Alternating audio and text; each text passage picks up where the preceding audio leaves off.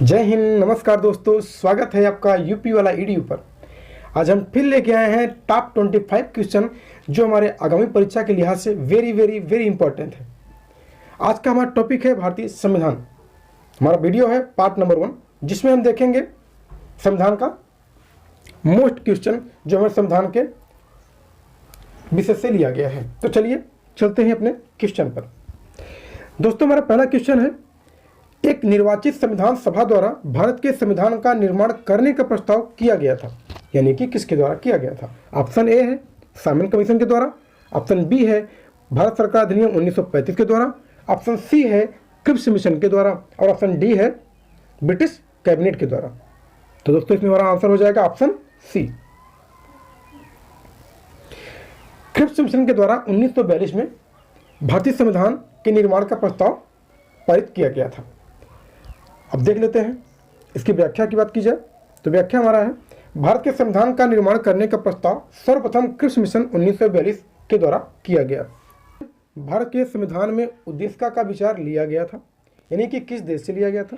Option A है Italy के संविधान से, ऑप्शन बी है कनाडा के संविधान से, ऑप्शन सी है फ्रांस के संविधान से और ऑप्शन डी है यूएसए के संविधान से। तो चलिए, इसमें हमारा आंसर हो जाएगा ऑप्शन नंबर डी, यूएसए के संविधान से ये हमारा लिया गया है। भारत के संविधान में उद्देशिका का विचार संयुक्त राज्य अमेरिका से लिया गया है, जबकि वहीं उद्देशिका की भाषा की अगर बात की जाए तो यह उद्देशिका की भाषा ऑस्ट्रेलिया के संविधान से लिया गया है। यह हमारे एग्जाम में कई बार पूछा गया क्वेश्चन है। चलिए चलते हैं नेक्स्ट पर। भारतीय संविधान में प्रारंभ में कुल कितने अनुच्छेद थे, हमारा क्वेश्चन है। ऑप्शन हमारा है 420, 380, 395 या 270।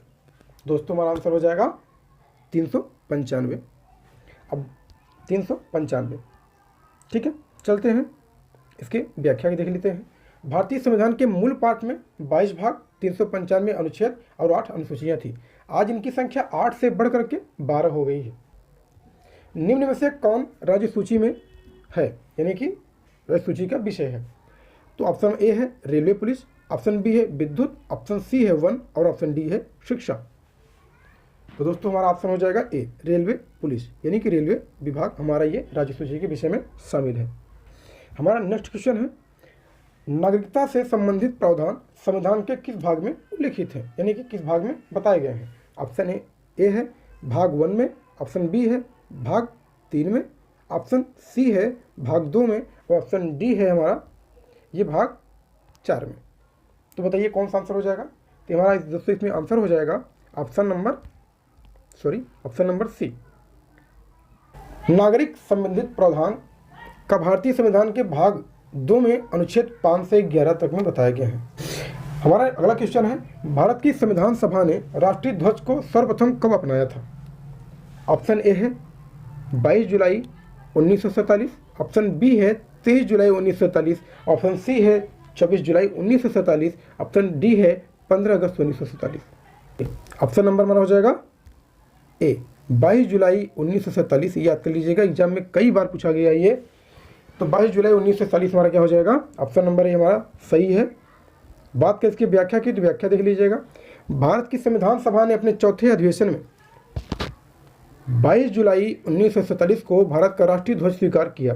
इसके बीच में जो चक्र होता है उसमें 24 तिलियाँ होती हैं। इसका जो अनुपात होता है तिरंगे का, ये 2:3 होता है, ठीक है। चलते हैं अपने अगले क्वेश्चन पर। हमारा दोस्तों अगला क्वेश्चन है, भाषाई आधार पर सर्वप्रथम किस राज्य का गठन हुआ था। ऑप्शन आपका है राजस्थान, आंध्र प्रदेश, मध्य प्रदेश और कर्नाटक। तो बताइएगा, भाषाई आधार पर सर्वप्रथम हमारे आंध्र प्रदेश राज्य का गठन हुआ था, ठीक है। तो हमारा कौन सा ऑप्शन हो जाएगा, ऑप्शन नंबर बी क्या हो जाएगा हमारा सही हो जाएगा। राज्य पुनर्गठन अधिनियम 1956 के द्वारा भाषाई आधार पर राज्यों का पुनर्गठन 1956 में किया गया। भाषा के आधार पर सर्वप्रथम आंध्र प्रदेश का पृथक राज्य के रूप में सृजन किया गया था, जो कब बना था हमारे 1953 में बना था। दोस्तों, हमारा नेक्स्ट क्वेश्चन है, भारत के संविधान के किस भाग में हम नागरिकता से संबंधित प्रावधान पाते हैं। यहाँ पर आपसे क्या पूछा है, भाग पूछा हुआ है, किस भाग में। तो हमारा ऑप्शन ए है भाग में पूछा, तो हमारा ऑप्शन है ए है भाग 1 में, ऑप्शन बी है भाग 2 में, ऑप्शन सी है भाग 4 में और ऑप्शन डी है भाग 9 में। तो हमारा सही ऑप्शन हो जाएगा भाग 2 में, यानी ऑप्शन नंबर बी हो जाएगा, हमारा आंसर सही हो जाएगा। चलिए चलते हैं नेक्स्ट पर। इससे पहले देख लेते हैं व्याख्या। भारत के संविधान के भाग 2 के अंतर्गत अनुच्छेद 5 से 11 नागरिकता से संबंधित प्रावधान बताए गए हैं। चलते हैं अपने नेक्स्ट क्वेश्चन पर। निम्न में से किसको संविधान द्वारा मौलिक अधिकारों को लागू करने का शक्ति प्रदान की गई है। ऑप्शन ए है भारत के सभी नागरिकों को, ऑप्शन बी है संसद को, ऑप्शन सी है राष्ट्रपति को और ऑप्शन डी है सर्वोच्च न्यायालय उच्च न्यायालय को। तो दोस्तों इसमें हमारा ऑप्शन सी हो जाएगा हमारा कौन सा, डी, सर्वोच्च न्यायालय या उच्च न्यायालय के न्यायालय को। ठीक है, तो इसमें सही ऑप्शन हमारा हो जाएगा सर्वोच्च न्यायालय या उच्च न्यायालय को ये अधिकार प्राप्त है। अब बात करते हैं इसकी व्याख्या की। तो व्याख्या है संविधान का अनुच्छेद 13 ये मूल अधिकारों के संबंध में बताया गया है, जो उल्लंघन के विरुद्ध न्यायालयों को न्यायिक पुनर्विलोकन की शक्ति प्रदान करता है। यह शक्ति केवल उच्चतम न्यायालय जो अनुच्छेद 32 के तहत तथा उच्च न्यायालयों जो अनुच्छेद 226 के तहत शक्ति प्रदान करता है। अपनी इस शक्ति के अधीन उच्चतम न्यायालय तथा उच्चतम न्यायालय यानी उच्च न्यायालय तथा उच्चतम न्यायालय विधान मंडलों द्वारा पारित ऐसे किसी भी अधिनियम को असंवैधानिक घोषित कर सकते हैं जो हमारे संविधान के लिहाज से सही नहीं बैठते हैं। ठीक है, चलते हैं नेक्स्ट क्वेश्चन पर। हमारा नेक्स्ट क्वेश्चन है भारतीय संविधान के निम्नलिखित अनुच्छेदों में से कौन सा विधान सत्ता पर पूर्ण नियंत्रण लगाता है। तो हमारा ऑप्शन है अनुच्छेद 14, अनुच्छेद 15, अनुच्छेद 16 और अनुच्छेद 17 है। तो इसमें हमारा आंसर हो जाएगा अनुच्छेद 14, ऑप्शन नंबर हमारा ए सही हो जाएगा। बात करते हैं व्याख्या की। तो संविधान का अनुच्छेद 14 विधान सत्ता पर पूर्ण नियंत्रण लगाता है। यह उपबंध कहता है कि किसी व्यक्ति को विधि के समक्ष सत्य से या विधियों के समान परीक्षण से संरक्षण से वंचित नहीं किया जाएगा। प्रत्येक व्यक्ति चाहे वह नागरिक हो या विदेशी सब पर अधिकार लागू होता है। चलते हैं नेक्स्ट पर। हमारा नेक्स्ट है मौलिक अधिकारों के अंतर्गत कौन सा अनुच्छेद बच्चों के शोषण के विरुद्ध मौलिक अधिकार से संबंधित है। अनुच्छेद 17, अनुच्छेद 18 या अनुच्छेद 23 या अनुच्छेद 24। तो इसमें हमारा आंसर हो जाएगा अनुच्छेद 24, यानी ऑप्शन नंबर डी हमारा सही हो जाएगा। आइए चलते हैं बात करें व्याख्या की। तो अनुच्छेद 24 के अंतर्गत 14 वर्ष से कम आयु के किसी बालक को किसी कारखाने या खान में काम करने के लिए नियोजित नहीं किया जाएगा जहां पे खतरा है। भारतीय संविधान का कौन सा अनुच्छेद व्यक्ति के प्राण एवं दैहिक स्वतंत्रता के लिए संरक्षण से संबंधित है, यानी कि जीने और मरने से संबंधित है। अनुच्छेद 19 या फिर अनुच्छेद 21 या अनुच्छेद 20 या अनुच्छेद 22। तो हमारा ऑप्शन हो जाएगा अनुच्छेद 21।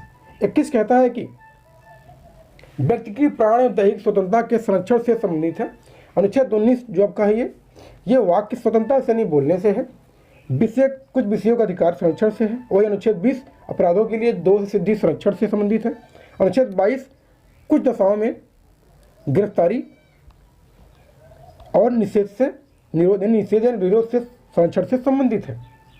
चलते हैं क्वेश्चन नंबर नेक्स्ट पे। अगला क्वेश्चन कहता है हमारा कि मौलिक अधिकारों का संरक्षक कौन है।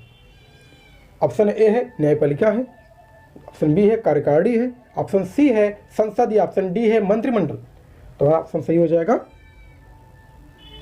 ए न्यायपालिका। न्यायपालिका संविधान में मौलिक अधिकारों के उल्लंघन के विरुद्ध अनुच्छेद 32 के तहत संवैधानिक उपचारों का अधिकार प्रदान किया गया है। इसके तहत कोई भी व्यक्ति मौलिक अधिकारों की हनन की स्थिति में न्यायपालिका की शरण ले सकता है। अगर आज आपके मौलिक अधिकारों का हनन होता है तो आप न्यायपालिका की शरण में जा सकते हैं। अनुच्छेद 32 के तहत सर्वोच्च न्यायालय तथा अनुच्छेद 26 के तहत उच्च न्यायालय मौलिक अधिकारों की उल्लंघन की स्थिति में उपचार कर सकते हैं। चलते हैं नेक्स्ट क्वेश्चन पर। अगला क्वेश्चन हमारा है, निम्नलिखित में से किस एक अधिकार को डॉक्टर भीमराव अंबेडकर जी द्वारा संविधान की आत्मा कहा गया है? तो ध्यान से देखिए क्वेश्चन को। धर्म की स्वतंत्रता का अधिकार, ऑप्शन ए है धर्म की स्वतंत्रता का अधिकार, ऑप्शन बी है संपत्ति का अधिकार, ऑप्शन सी है समानता का अधिकार, या ऑप्शन डी है संवैधानिक उपचार का अधिकार। तो दोस्तों इसमें हमारा आंसर हो जाएगा ऑप्शन नंबर डी, यानी कि संवैधानिक उपचार का अधिकार।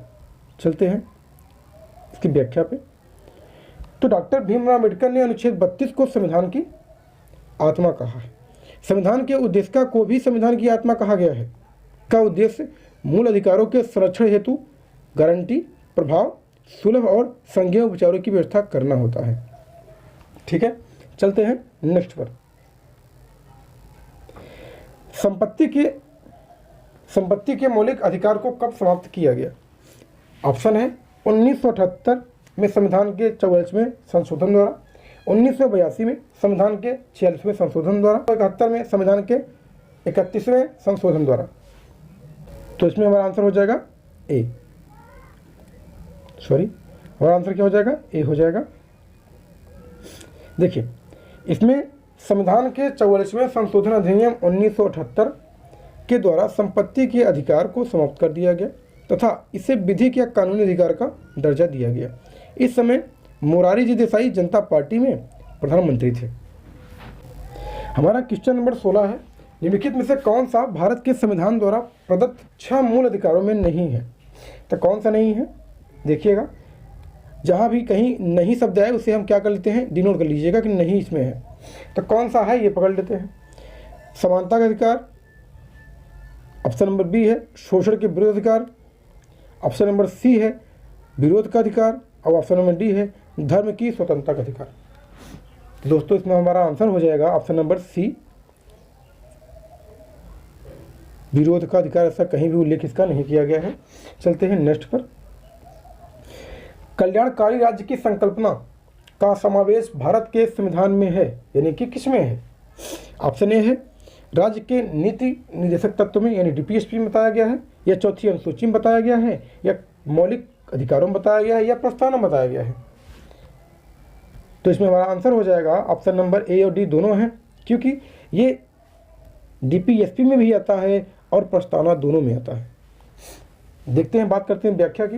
इसमें बताया गया है कि कल्याणकारी राज्य की संकल्पना का समावेश भारत के संविधान में राज्य के नीति निर्देशक तत्व में शामिल किया गया है। यह संविधान के भाग 4 के तहत अनुच्छेद 36 से 51 के अंतर्गत शामिल किया गया है। चलते हैं क्वेश्चन नंबर 18। क्वेश्चन है कि मूल कर्तव्य का उल्लेख संविधान में कब किया गया? क्वेश्चन है संविधान के निर्माण के समय किया गया, या 26 जनवरी 1950 को किया गया, या फिर संविधान 42वें संविधान संशोधन में किया गया, या 41वें संविधान संशोधन में किया गया। तो यह हमारा किया गया था 42वें संविधान संशोधन में, यानी कि हमारा ऑप्शन नंबर सी है, सही हो जाएगा। देखते हैं व्याख्या। 42वें संविधान संशोधन 1976 द्वारा भारतीय नागरिकों के लिए भारतीय संविधान के भाग 4 के क में अनुच्छेद 51 के क में शामिल किया गया। इसमें 10 मौलिक कर्तव्यों की व्यवस्था की गई तथा 86वें संविधान संशोधन 2002 द्वारा इसमें एक मौलिक कर्तव्य बढ़ा दिया गया, जिससे इसकी संख्या 10 से कितनी हो गई? 11 हो गई। यही हमारे आज 11 मौलिक कर्तव्य बताए जाते हैं। क्वेश्चन नंबर 19 पर, किस अधिनियम ने भारतवासियों को अपने देश के प्रशासन में कुछ हिस्सा लेना संभव बनाया था? ऑप्शन है चार्टर्ड एक्ट 1833, चार्टर्ड एक्ट 1853, या गवर्नमेंट ऑफ इंडिया एक्ट 1858, और ऑप्शन नंबर हमारा डी है इंडिया काउंसिल एक्ट 1861। सॉरी, ये 1861 है, 1861। तो हमारा ऑप्शन हो जाएगा चार्टर्ड एक्ट 1833, यानी चार्टर्ड एक्ट 1833 के तहत इसमें सबसे महत्वपूर्ण धारा क्या थी? 87 थी, जिसमें यह कहा गया था कि किसी भी भारतीय अथवा क्राउन की देशज प्रजा को अपने धर्म, जन्मस्थान, वर्ग अथवा उनमें किसी एक कारणवश कंपनी के अधिनियम किसी स्थान, पद अथवा सेवा के अयोग्य नहीं माना जाएगा।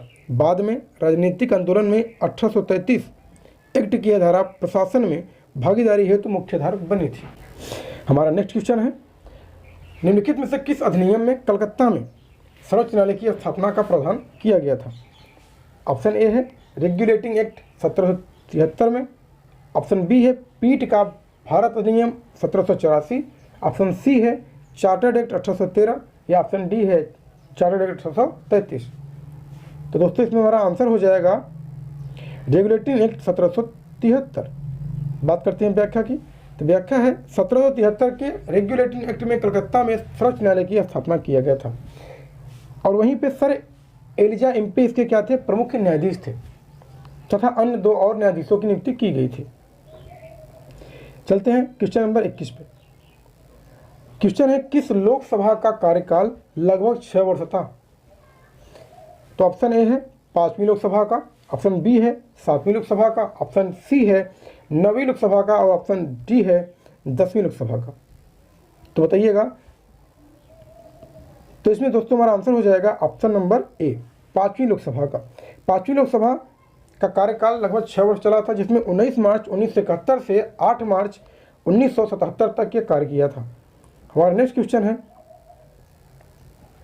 लोकसभा का नेता कौन होता है? ऑप्शन ए है राष्ट्रपति, ऑप्शन बी है प्रधानमंत्री, ऑप्शन सी है अध्यक्ष और ऑप्शन डी है इनमें से कोई नहीं। तो बताइएगा लोकसभा का नेता कौन होता है? तो लोकसभा नेता कौन होता है? प्रधानमंत्री होता है। Option number B. अनुच्छेद 75(1) के अनुसार राष्ट्रपति लोकसभा में बहुमत दल के नेता को प्रधानमंत्री पद पर नियुक्त करता है। यदि प्रधानमंत्री लोकसभा का सदस्यता नहीं लेता है या नहीं होता है तो लोकसभा में सदन का जो सबसे वरिष्ठ मंत्री होता है उसको प्रधानमंत्री बनाया जाता है। क्वेश्चन नंबर 23 में देखिए दोस्त, कहा कि राज्यपाल से संबंधित कौन सा कथन सही नहीं है? तो इसमें देखिएगा, वह भारत के राष्ट्रपति द्वारा नियुक्त होता है। ऑप्शन नंबर बी है वह एक से अधिक राज्यों का राज्यपाल हो सकता है। ऑप्शन नंबर सी है वह 5 वर्ष तक अपने पद पर रहता है। या ऑप्शन डी है यदि वह राज्य की व्यवस्था उसे हटाए जाने का प्रस्ताव स्वीकार करती है तो वह पदावधि से पूर्व भी पदमुक्त हो सकता है। तो बताइएगा हमारा आंसर क्या हो जाएगा? तो दोस्तों इसमें हमारा आंसर नंबर हो जाएगा डी। अनुच्छेद 156(1) के अनुसार राज्यपाल राष्ट्रपति के प्रसाद पर्यंत अपना पद धारण करता है। केंद्रीय मंत्री मंडल की सलाह पर राष्ट्रपति राज्यपाल को उसके पद से हटा सकता है, न कि वहां के व्यवस्थापिका उसे हटा जाने का प्रस्ताव स्वीकार करती है। किसी साधारण विधेयक को कितने समय तक रोक सकता है? ऑप्शन ए है 3 माह, ऑप्शन बी है 4 माह, ऑप्शन सी है 6 माह या ऑप्शन डी है 14 दिन। तो बताइएगा। तो दोस्तों इसमें हमारा आंसर नंबर हो जाएगा बी 4 माह तक। कैसे? संविधान के अनुच्छेद 197 के तहत धन विधेयक से भिन्न विधेयक यानी साधारण विधेयक को विधान परिषद प्रथम बार में 3 माह तक तथा पुनः संविधान विधान द्वारा पारित किए जाने पर 1 माह तक, इस प्रकार टोटल को देखा जाए तो 4 माह तक रोक सकती है। लेकिन अगर बात कीजिए धन विधेयक को, तो धन विधेयक को विधान परिषद सिर्फ 14 दिन तक के अंदर लौटाना होता है, यानी 14 दिन तक रोक सकती है, उसके बाद उसे लौटाना होता है। वो इनकार करे चाहे न करे उसको मान्य कर दिया जाता है। दोस्तों आपसे एक छोटी सी रिक्वेस्ट है, अगर आपने अभी तक हमारे चैनल को सब्सक्राइब नहीं किया है तो कृपया सब्सक्राइब करें, लाइक करें और बेल आइकन को दबाना न भूलें ताकि हर छोटी बड़ी अपडेट आपको मिलती रहे। चलते हैं नेक्स्ट क्वेश्चन पर। दोस्तों ये हमारा आखिरी क्वेश्चन है, भारतीय संविधान के किस अनुच्छेद में राज्य की राजभाषाएं अपनाने की प्रक्रिया है, यानी किसके द्वारा राज्य किसी भाषा को अपना सकती है? ऑप्शन ए है 343 और ऑप्शन बी है 344, ऑप्शन सी है 345 और ऑप्शन डी है 346। तो इसमें हमारा हो जाएगा ऑप्शन नंबर सी। देखिए अनुच्छेद 345 के अंतर्गत राज्य की राजभाषा या भाषाएं अपनाने की प्रक्रिया को बताया गया है। इसमें किसी राज्य का विधान मंडल उस राज्य में प्रयोग होने वाली किसी एक भाषा को राजभाषा के रूप में अपना सकता है। आई होप कि आप इसे अच्छे से समझ पाए होंगे। लास्ट तक बने रहने के लिए आपको बहुत बहुत धन्यवाद। चलिए मिलते हैं किसी नेक्स्ट वीडियो में, तब तक के लिए जय हिंद।